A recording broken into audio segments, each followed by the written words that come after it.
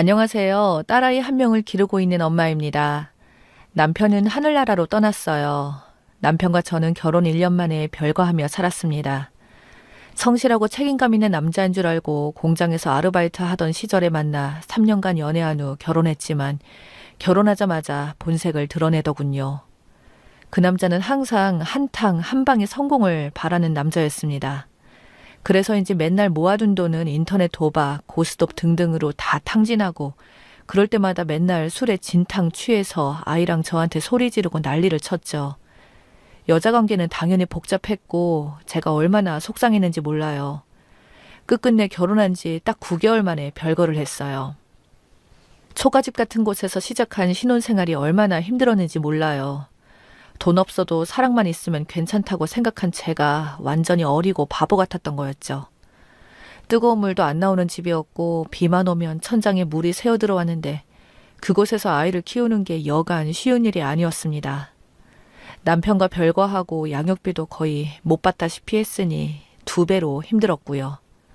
당연히 예전 공장에서 일할 때 알게 된 과장님의 도움으로 아이를 방 한켠에 두고 일을 할 수 있게 되었습니다. 진짜 열심히 살았어요. 혹여나 애가 울면 공장이라는 사람들한테 방해가 될까봐 얼마나 속이 타는지 몰라요. 다행히 기계 돌아가는 소리 때문에 아이의 울음소리는 크게 문제가 되지 않았지만 그래도 안절부절 못했죠. 남편과는 연락이 뚝 끊기고 들려오는 소문으로는 남편이 성공해서 외제차를 끌고 다닌다 이런 소리가 흔하게 들리더라고요. 아이가 어느 정도 크고 어린이집에 맡기고 일을 하고 있었어요. 오전 교대 근무팀이 끝나고 저와 함께 밥을 먹으러 식당에 갔어요. 제가 사는 곳이 공장에 모여있는 곳이라 식당에는 교대 근무가 끝난 사람들이 밥을 먹으러 북적북적 했습니다. 애 키우랴 일하느라 씻을 시간도 없었던 저는 모자를 푹 눌러 쓰고 공장 동료들과 함께 우걱우걱 입에 밥을 우겨놓고 있었습니다. 그런데 식당 안으로 전 남편이랑 예전에 같이 근무했던 공장 사람들이 들어오더라고요. 회색깔 공장 외투, 노란색 글씨로 떡하니 적혀있는 그 공장의 이름을 보니까 순간 움찔하더라고요. 그 사람들과 마주치고 싶지 않았습니다. 지금 제가 남편과 별거하고 연락이 끊긴 채 혼자 아이 키우고 있다는 사실을 들키고 싶지도 않았고 그 공장 사람들이 저희 부부 이야기를 안주거리 삼아 말도 안 되는 이야기까지 하고 다니는 게 너무 싫었거든요. 그래서 모자를 더 푹 눌러쓰고 빨리 밥을 흡입하고 있는 순간 그 공장 직원들의 대화 소리가 들리는 겁니다. 야, 그거 들었어? 그 몇 년 전에 공장에서 남녀 둘이 눈 맞아가지고 사귀다가 애 가지고 나서 요 근처에 신혼집 차리고 사는 그 여자의 남자 있잖아. 아, 알지. 이제 막 걔네들이 몇 살이었더라? 애가 딸이라고 했나? 그 남편이 완전 양아치잖아. 딱 봐도 껄렁하니. 맨날 쉬는 시간에 게임하고 도박하더니 누가 저런 거렁뱅이 데려갈까 했는데 아이고 공장에서 제일 순하게 생긴 처녀가 홀라당 낚여서 애를 가졌지. 아 그래 아니 그런데 그 남자 그 머스마가 무슨 도박 사이트 운영? 아 무슨 모바일 어쩌고 하는 하여튼 뭐 불법적인 걸 운영했나벼. 그래서 떼돈을 벌었대.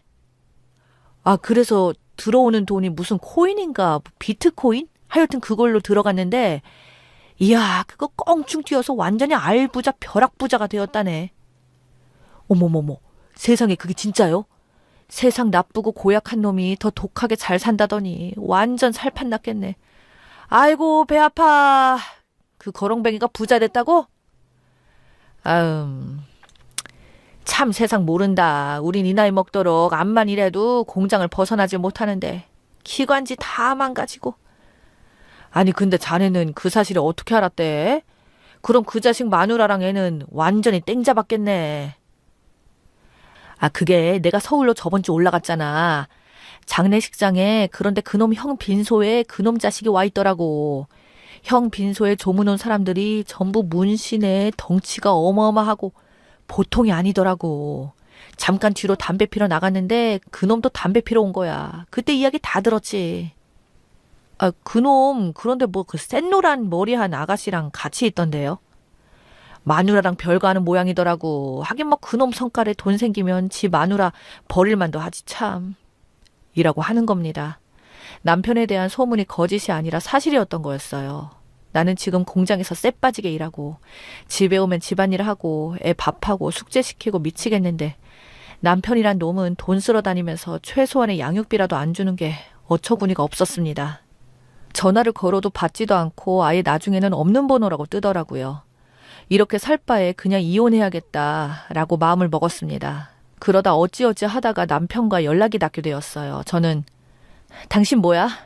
나한테 애 맡기고 도망가다시피 떠났으면서 그렇게 돈 쓸어 담고 있는데 생활비 한 푼 안 주고 다른 여자랑 놀아나고 있어? 그게 당신 인성이었어? 애한테 창피하지도 않아? 됐고 이번 주 내로 집으로 내려와. 이혼 도장 찍게. 지겨우니까 지긋지긋해 진짜. 라고 하자 남편은 막 뭐라 핑계를 대더니 알았어. 이번 주는 힘드니까 최대한 시간 내서 집에 한번 들릴게. 라고 순순히 말하더라고요. 그렇게 눈이 빠져라 남편을 기다렸는데 안 오더라고요. 한 달, 두 달이 지나고 연락은 없고 집에 오지도 않고 인내심이 폭발할 지경이었습니다. 그리고 반포기 상태로 있었는데 6개월째 되는 날 남편이 완전 산 거지. 그러니까 얼굴은 어디서 얻어맞았는지 퉁퉁 붓고 어디서 탄광에서 굴렀는지 까만 가루랑 먼지들로 새까매졌습니다. 일 끝나고 애 데리고 집에 도착했는데 온 집안의 물건들이 다 나와 있고 새까만 신발 자국이 나와 있길래 깜짝 놀라서 누구야? 라고 하니까 그 안에서 남편이 나오더라고요. 정말 윗동네에서 나무 먹고 살고 있는 꽃거진 줄 알았습니다. 저는 당신 뭔 불법 사이트 운영하면서 돈 쓸어 담았다면서? 당신 이야기 이 공장 바닥에서 알 사람은 다 알 텐데 도대체 어떻게 된 거야? 벼락부자 됐다면서 지금 꼴이 왜 그래 대체? 라고 말하자 남편은 여보 나 지금 너무 급해서 긴 말은 나중에 하자. 이혼 이야기는 나중에 내가 지금 하고 있는 일이 해결되면 다시 이야기하는 걸로 하고 만약에 이 집으로 사람들이 찾아와서 나 어딨냐고 물으면 절대 모른다고 하고 연락 안 한 지 몇 년 지나서 행방도 모른다고 해야 해. 알았지? 집 대문 절대로 열어주지 말고 꼭 이 집 털리면 난 끝이야. 알겠지? 라는 말만 남기고 허겁지겁 집 밖으로 나갔어요. 저는 뛰쳐나가는 남편의 등을 대고 도대체 어떻게 된 일이야? 이게 무슨 일인데 말을 해야 알 거 아니야. 정말 미치겠네. 라고 외쳤습니다. 그게 남편을 본 마지막 순간이었습니다. 그리고 몇 달 뒤 경찰서에서 저를 찾는 연락이 왔어요. 형사님이 혹시 땡땡땡 아내 되십니까? 네 맞는데요. 왜 그러세요? 라고 하자 형사는 지금 남편분 사망하셨습니다. 빨리 서로 오셔서 간단한 조서랑 사망 처리 확인해 주세요. 라는 겁니다. 저는 너무 깜짝 놀라서 이게 무슨 일인가 싶었어요. 저희 집에서 3시간이나 떨어진 낯선 지역에서의 남편의 사망 소식이 들려오다니 이상했지만 그곳으로 갔어요. 경찰서에 가서 형사님의 말을 통해 엄청난 사실을 알게 되었습니다. 알고 보니 남편을 필두로 불법 도박 사이트 같은 걸 운영했는데 남편이 그 운영 사이트를 공범 몰래 매각하고 그 매각금을 현금과 금덩이로 챙겨서 도망간 거였습니다.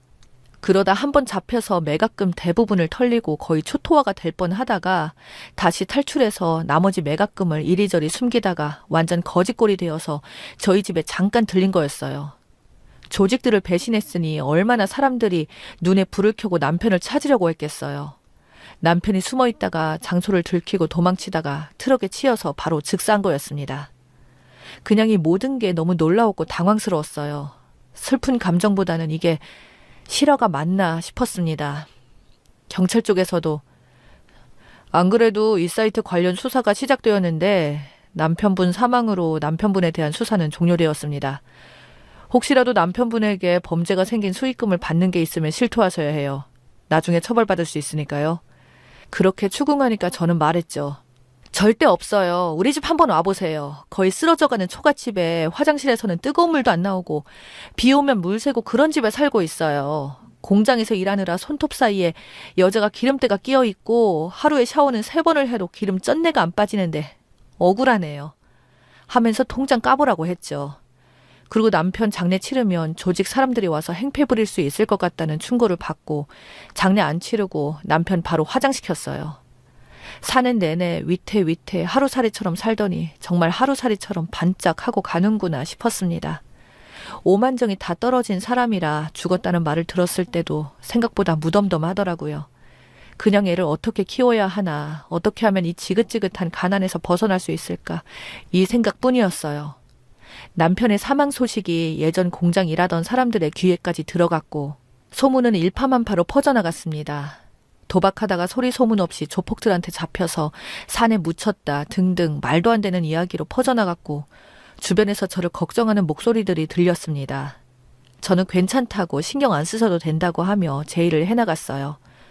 솔직한 마음 같아서는 당장 이 동네를 떠나고 싶었는데 돈도 없었고요. 그렇게 귀 닫고 그냥 묵묵히 살아갔어요. 한 해, 두 해 지나자 애도 커서 초등학교 들어갔고 저도 숨통이 좀 트였죠. 그렇게 지내던 중 저희 집에 홍수 피해로 침수가 되었어요.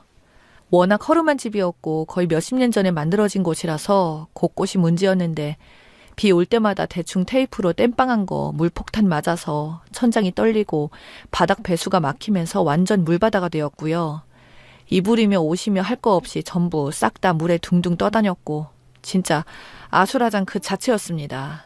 저는 허리까지 물이 차올라서 감전의 위험이 있음에도 불구하고 집에 들어가 물건을 챙겼습니다. 그렇게 홀딱 젖은 몸으로 간신히 동네 체육관에 마련된 임시 거처에서 비가 그칠 때까지 기다렸어요. 정말 이틀 내내 비가 억수로 내리더니 언제 그랬냐는 듯이 반짝 해가 뜨더라고요. 물이 빠진 집을 들어갔는데 정말 재앙 그 자체였습니다. 집안에는 전부 쓰레기가 들어와 있고 난리도 아니었어요. 지원 나온 사람들과 함께 종량제 봉투에 물건들을 담기 시작했습니다. 그런데 저쪽 뒤에 작은 창고에서 지원 오신 분이 소리치는 겁니다. 이거 옥색깔 나무 상자 뭐예요? 엄청 무거운데 이거 버려요? 아니면 빼놓을까요? 하길래 제가 가서 뭔지 보았죠. 처음 보는 건데 그냥 버리라고 하려다가 아니요. 일단 여기 냅둬요. 하고 한쪽에 두었어요. 대충 물건 정리하고 싹 다 쓸어내고 하니까 좀 낫더라고요. 그렇게 사람들이 다 가고 저는 남은 물건들을 다시 정리했어요. 그런데 아까 본 초록 상자가 자꾸 생각나는 겁니다. 뒷창고에 가서 그 초록함을 연 순간 저는 깜짝 놀랐습니다. 금괴들이 가득 차 있는 거예요. 이게 뭐야 갑자기? 진짜 도대체 뭐야? 하고 어벙벙해 있는데 그 안에 남편이 써놓은 메모장이 있는 겁니다. 만약에 이걸 여보가 봤으면 난 이 세상에 없을 거야. 내가 이번에 사이트 판돈의 일부를 바꾼 금괴니까 내가 죽으면 이걸로 애랑 같이 살아. 솔직히 누군가 이걸 안 발견하고 내가 끝까지 살아서 이 금괴를 다시 찾았으면 좋겠지만 모르겠네. 그동안 못해줘서 미안하고 내 아이 책임져줘서 고마워. 미안하고 사랑하고 라는 말이 써있는 거였습니다. 알고 보니 남편의 거짓골이 되어 집에 들어온 그날 뒷창고에 범죄 수익금 일부를 감춰놓고 도망간 거였어요. 그것도 모르고 그때 금 시세보다 지금 시세가 거의 배로 올랐으니 이 돈으로 아이 대학까지 보낼 수 있겠다 싶었죠. 그러면서 이 사람한테 미안하면서도 이게 뭐냐고 묻고 싶더라고요. 세상에 살아있지를 않으니 묻지도 못하고 그렇게 저는 남편이 남겨놓은 걸로 초가집에서 나와 그 동네를 벗어날 수 있게 되었습니다. 공장이 즐비한 곳이라 아이 교육과 건강에도 안 좋았고 더군다나 저도 항상 공장 사람들이 안주거리로 오르락내리락 했기에 눈치도 많이 보였고요. 죽은 남편이 남겨놓은 것을 침수로 인해 기적처럼 발견해서 수도권 외곽으로 올라가 지금은 살고 있습니다. 부모님도 아무도 모르게 그렇게 남편이 남겨둔 금괴를 판돈으로 조금씩 생활비에 보태서 쓰고 있어요. 며칠 전 다락방에서 금괴가 발견되었다는 뉴스를 보고 나 같은 일이 나에게만 일어나는 게 아니구나 하는 마음에 이렇게 글을 쓰게 되었습니다. 사람 사는 게 뭔지 아무리 돈 많아도 죽으면 쓰지도 못하고 참 착잡하네요. 공수래 공수거. 인생 욕심내지 않고 큰돈 생겼다고 떵떵거리지 않고 그냥 딸아이랑 죽을 때까지 평범하게 살다가 가렵니다. 평범하게 사는 것도 그 무엇보다 힘들지만요. 저는 오늘도 힘내서 살아가야겠죠.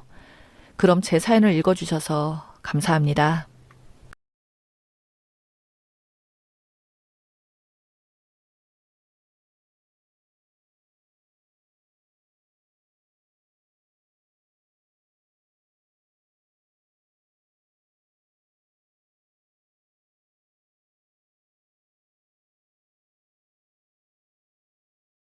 안녕하세요. 정말 제가 쓰면서도 말도 안 되는 상황이라고 생각하는데 여러분의 조언이 필요합니다. 결혼한 지 3년 차, 100일 된 아이 키우는 엄마입니다. 지난 주말에 있었던 일인데 이걸 이해하고 용서하고 한번 넘겨야 하는지 아니면 어떻게 해야 하는지 정말 알 수가 없어서 글을 남깁니다. 두서 없이 써서 글이 길어질 것 같아요. 제가 아기 낳은 뒤로 우울증도 너무 심하고 정상적인 사고 판단이 어려워서 조언 꼭 부탁드립니다.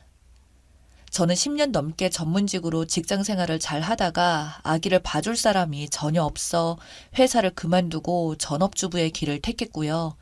좋은 직장 잘 다니다가 모든 경력이 단절되니 공허하고 불안감이 컸지만 아이를 생각하며 사랑으로 극복하자고 넘겼습니다. 남편은 월요일에서 금요일 9시에서 저녁 6시 근무인 전형적인 패턴의 직장인입니다. 7시쯤 집에 오는데 저녁 차릴 때는 잠깐 아이를 봐주지만 피곤하다는 이야기를 자주 합니다. 회사에서 직장 상사 이야기며 일 못하는 후배 이야기, 거래처의 말투 기분 나쁜 사람 이야기까지 하면서 고충을 자주 이야기하고 밖에 나가서 돈 버는 게 얼마나 힘든지 늘 이야기를 하죠. 저라고 직장 생활 안 해본 거 아니고 그만둔 지 몇 달 안 되었는데 저를 회사 생활 안 해본 무능력자 취급하는 기분도 듭니다. 아무튼 평일에는 TV 보고 게임 좀 하다가 피곤하다고 잠을 자기도 하고 그렇게 육아에 별로 보탬 없이 지내다가 주말 토요일에 축구 동호회에 나가고 친구들을 만납니다. 일하느라 힘드니까 하루는 그냥 쉬라고 해줘요. 피곤하다, 개인 시간 없다느니 그런 말 듣기도 싫고 대신 일요일에 아기 좀 많이 봐달라고 하고요. 하여튼 현재 제가 육아도 처음이고 엄마도 처음이고 정말 다 모르겠고 매일 이유도 없이 눈물만 나고 출산 우울증도 오고 몸도 원래 안 좋았는데 아이 낳고 더 안 좋아졌습니다. 임신했을 때도 입덧으로 고생을 많이 했는데 막달에는 갈비뼈까지 엄청나게 눌러대는 통에 숨을 잘 못 쉬고 출산할 때는 거의 10시간을 자연분만 노력하다가 결국에는 수술을 하고 또 수술 상처가 잘 아물지 않아 고생하기도 하고 167cm에 50kg 정도 되었는데 아이 낳고 41kg까지 빠져 기아 같은 수준이에요. 회복을 잘 못한 상태에서 아기를 보니 더욱 그러한 상황인데 아기도 좀 잠자리가 예민한 상황이라 잠도 잘 못 자고요. 하루가 다르게 계속 빠지고 있고요. 병원에서도 심각하다고 했고 하루 이틀이 아니라 아이를 보면 모성애보다는 그냥 미안하지만 힘든 마음이 먼저 들고 있습니다. 심지어는 원망스러울 때도 있고요. 100일의 기적이 얼른 오기만을 바라며 하루하루 지내고 있습니다. 남편도 제가 심신으로 지치고 힘들어하는 걸 알고요. 말로는 괜찮냐고 물어보지만 행동하는 거 보면 딱히 도와주는 건 없고 그러다가 지난주 금요일 아침에 남편이 출근한다고 나갔는데 저는 전날 밤부터 몸살 기운도 돌고 있는데 아침에 더 아프더라고요.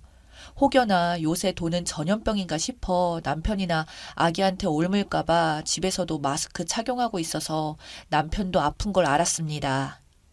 점심시간 전에 병원 가서 링거라도 맞고 한숨 자면 좀 나을 것 같아서 시댁에 아기를 맡기고 가려고 연락을 드렸어요. 시댁은 걸어서 10분 거리예요. 주말에 가끔 가고요. 참고로 시어머님은 평소에 아기를 봐줄 테니 좀 쉬라고 하시든지 뭐 그런 이야기는 전혀 없으신 분이에요. 저도 아기를 봐줄 생각은 없으신가 보다 느껴지니 먼저 부탁하기 어려운 상황이고요. 친정엄마는 식당 운영하시면서 고단하게 하루를 보내시기 때문에 애초에 친정의 도움을 받을 생각도 안 했고요. 아무튼 전화를 안 받으시길래 어머님께 문자로 병원 다녀올 동안 아기 몇 시간만 봐달라고 보냈는데 답이 없더라고요. 한 번도 맡긴 적이 없는데 정말 그날은 제가 죽을 것 같고 다른 방법도 없어서 일단 아이를 데리고 갔습니다. 시댁 가서 배를 누르는데 어머님께서 놀라면서 무슨 일이냐고 하시더라고요. 평소 같으면 그냥 바로 열어주시는데 이상하긴 했습니다. 그래서 몸이 너무 안 좋다고 문 좀 열어달라고 해서 들어가니 정말 편한 차림의 남편이 있네요. 둘이 갈비에 진수성찬으로 식사를 거하게 하고 있는데 너무 황당했습니다. 순간 오늘이 무슨 날이지? 이게 무슨 일이지? 여긴 어디지 싶을 정도로 정신적 혼란이 오더라고요. 얼굴도 엄청나게 밝고 집에서 보던 피곤한 안색은 없고요. TV는 개그맨이 깔깔거리는 프로가 틀어져 있는데 저랑은 다른 세상이더군요. 뭐냐고 물어보니 대답을 못해요. 어머님이 나서서 요새 힘들어해서 남편 쉬라고 했다고 했는데 세상에 어떤 회사가 힘들다고 하루 쉰다고 쉽니까? 남편 보고 말하라고 하니 대답을 안 합니다. 진짜 바보인 줄 알았습니다. 다른 방에 들어가 어르고 달래서 물어봤더니 그냥 하루 쉬고 싶어서 쉰 거라고 합니다. 말이 되나요? 설사 하루 쉬고 싶다고 쉰다고 한들 저에게 말은 안 하고 본가에 가는 게 맞나요? 저는 지금 쓰러질 것 같은데 그거 보고도 하루 쉬고 싶어서 시댁에 와서 쉬다뇨. 회사에 전화하기 전에 당장 말하라고 하니 연차라고 합니다. 회사가 워낙 소규모라 연차, 월차 이런 게 없다고 했거든요. 연차 없다더니 언제부터냐고 물어보니 석 달 됐답니다. 아기 낳고 나서부터입니다. 제가 제일 힘들어했던 그때부터 몰래 쉰 거죠. 왜 말을 안 했느냐. 나 이렇게 힘든 거 알면서 어떻게 몰래 쉬냐. 내가 당신 주말 하루 그냥 놓아주는데도 부족했냐. 하물며 내가 이렇게 아팠는데 옆에서 봐놓고 어떻게 이럴 수 있느냐고 했더니 자기가 생각이 짧았다고 합니다. 그냥 자기도 하루쯤은 생각 없이 편하게 쉬고 싶었대요. 일하느라 너무 스트레스 받고 힘들다고요. 제가 다른 때 같았으면 얄미워도 한 소리 하고 넘어갔을 것 같은데 마음이 다친 것인지 여유가 없는 것인지 너무 피가 거꾸로 솟아서 아기띠를 풀려서 아기를 남편 품에 던지듯 내려놓고 나와버렸습니다. 정이 너무 떨어진 것인지 계속 갈비 먹던 모습만 떠오르고 진짜 내 편이 아니구나. 내가 힘들어도 날 도와줄 사람이 아니구나. 남이구나. 이런 생각만 드니 당장이라도 쓰러질 것 같고 괜히 고열이 펄펄 나는 기분이더라고요. 남편은 종종 둘 다 힘든 상황에서는 배려하는 모습을 볼 수 없긴 해요. 초반에 아기가 2시간에 한 번씩 깨고 제가 수술 자국 때문에 아파서 아이를 잘 못 보더라도 자기는 잠 못 자면 다음날 회사 생활에 지장이 생긴다고 절대 일어나지 않았거든요. 그러다 심지어 시끄럽다고 혼자 거실에서 자고요. 원체 자기중심적인 모습이 많습니다. 자기는 더러운 거 묻으면 찝찝하고 진짜 싫다고 해서 쓰레기도 항상 제가 버리게 되었고 솔직히 힘든 거 할 때마다 토다는 모습을 매일 보니 꼴보기가 싫어서 내가 하고 말지 하는 마음이 생긴 것 같습니다. 나보다 자기를 먼저 생각하는 이기적인 모습들은 알고 있었지만 자기 부인은 삶의 변화가 생기고 새 생명 키워본다고 병까지 얻었는데 다 모른 척하고 자기 하루 쉬는 게 중요한 이 사람. 그래서 몰래 시댁에 와서 쉬는 이 사람 그냥 용서해주고 넘길 일인가요? 그래 넘기자 해도 그게 안 되고 자기 아들 먹이겠다고 갈비 사서 해먹인 시어머님도 원망스럽고요. 그 엄마의 그 아들인 건가요? 본인 소중한 아들, 그 아들의 아들을 낳아준 며느리 힘든 건 보이지도 않는지 처음부터 아이는 못 키워준다고 딱 잘라 말씀하시던 분. 아기 봐주는 것까지 바라지도 않았지만 뒤에서 자기 아들 몸보심 시켜주는 이 어른을 제가 공경하고 아껴드려야 하나요? 아프고 힘들 때 곁에 없는 사람과 어떻게 평생 함께할 수 있을까 하는 생각만 들어요. 살면서 힘든 일이 지금보다 더 많을 텐데 자기 힘든 것만 볼 거잖아요. 이 사람이 기댈 곳이라고 생각하니 너무 서럽더라고요. 모르겠습니다. 눈물만 나고 저도 친정 가서 엄마 보고 싶습니다. 지금 커피숍에서 이렇게 울면서 글을 쓰고 있는데 일단 병원 가서 한숨 푹 자고 다시 생각해봐야 할 것 같습니다. 저 어떻게 해야 할까요? 후기입니다. 그날 저는 병원에 가서 링거를 맞고 난 뒤 상태가 좀 호전이 되었고요. 자고 일어나서 보니 문자며 전화가 엄청나게 와 있더라고요. 몸은 좀 나아졌지만 갈비 한 상 차려져 있던 그 모습이 지워지지 않아 결국엔 친정 엄마에게 전화해서 대략 상황을 설명했습니다. 엄마가 당장 오신다고 하시더라고요. 주방 아줌마한테 가게를 맡기고 오신 것 같은데 엄마도 듣지도 보지도 못한 이야기에 딸이 천대받았다 느꼈을 테고 얼마나 놀라셨겠어요. 저희 엄마도 좀 행동파이세요. 성격이 급하시기도 한데 이 이야기를 듣고 파장이 커질까봐 당장 시댁 가서 난리치실까봐 한편으로는 걱정이 되기도 했습니다. 병원에서 엄마를 기다렸다가 같이 시댁이 갔습니다. 시댁에는 다시 가고 싶지도 않았지만 100일밖에 안 된 아이가 걱정이 되었어요. 문자에는 아기가 엄청나게 운다는 이야기도 있고 우는 사진도 보냈더라고요. 아이가 무슨 죄입니까? 몇 시간이었지만 막상 걱정되더라고요. 그런데 엄마가 오시는 길에 어디서 사오셨는지 포장된 갈비를 사오신 거예요. 갈비를 왜 사느냐 물어도 씩씩거리실 뿐 말씀을 안 해주시는데 저걸로 어쩌려고 그러시나 걱정도 되었지만 말할 힘이 없어서 더 물어보지 않았습니다. 시댁에 들어가자마자 엄마는 김서방이 갈비 좋아하는 것 같다고 시어머님 얼굴에 들이밀며 같이 드시라고 하며 억지로 어머님 손에 봉지를 들였습니다. 어머님과 남편 얼굴이 불그락거렸고 엄마는 아직 몸도 성하지 않은 딸인데 근처 살면서 잘 못 챙겨주실 거라면 내가 데려가겠다고 하시고 저와 아이를 데리고 곧장 나오셨습니다. 어머님이 안절부절 못하시면서 일단 앉아서 이야기하자고 하시는데 엄마가 매몰차게 돌아섰습니다. 그 와중에도 바보 같은 남편은 어찌할지 몰라만 할 뿐 별다른 반응을 못하더라고요. 엘리베이터 앞까지 어리버리 하다가 그냥 가더라고요. 사실 엄마 성격에 욕이라도 하시거나 사위 뺨이라도 치는 일이 생길까봐 내심 걱정했는데 그래도 막상 엄마가 갈비 뒤풀이를 해주시니 속이 시원하기는 하더라고요. 지금 남편은 계속 문자가 오고 연락이 오는 상태고 어머님은 딱 한 통 부재 중 와 있더라고요. 엄마한테 전화가 와서는 제가 딸이 없어서 헤아리지 못했다, 죄송하다고 하면서 이렇게 이혼을 할 수 없지 않느냐고 하셨다는데 엄마가 한바탕 쏟아부으시고 끊으셨대요. 저한테는 절대적으로 헤어지라고 하시네요. 저도 당분간 아무 생각 하고 싶지 않아서 더 물어보지도 않았습니다. 일주일 정도 쭉 친정에 있으면서 엄마가 아이를 봐주고 저를 보살펴주니 이것이 참 고맙고 이제야 밥도 맛있고 그러네요. 하지만 엄마도 가게를 나가셔야 하니 저도 얼른 일상을 찾아야 되겠죠. 댓글에 남편을 보고 인간이냐, 짐승이다, 사람이 아니다, 영화에 나오는 식충이 같아 징그럽다고 하는 글들이 많은 걸 보면서 그 인간이 쓰레기 인간이긴 한가 봐요. 이혼하려고요. 도저히 남 같은 사람과 살 수가 없어서요. 시트콤 같지만 갈비 뜯는 그 모습 혐오스러워 잊혀지지가 않습니다. 엄마도 헤어지고 아기 키워줄 테니 새 출발하라고 하시고요. 하지만 제 아이인데 제가 봐야죠. 일단 몸 상태만 추스르면 이혼 절차 밟고 혼자 사는 삶에 대해서 생각해 보려고요. 지금은 누군가 아이를 봐주는 상태인 것만으로도 숨쉬고 살 것 같아서요. 저 잘 판단하고 있는 거 맞나요? 긴 글 읽어주셔서 감사합니다. 댓글입니다.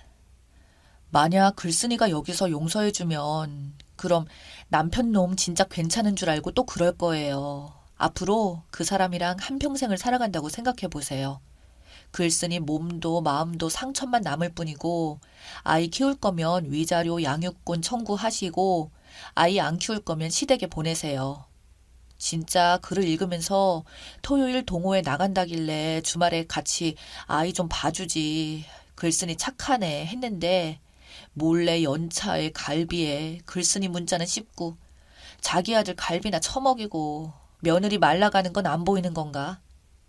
글쓴이님 주말 토요일 친정 가고 아이 남편한테 하루 맡겨 앞으로 너도 하루는 쉬어야지. 그게 맞지.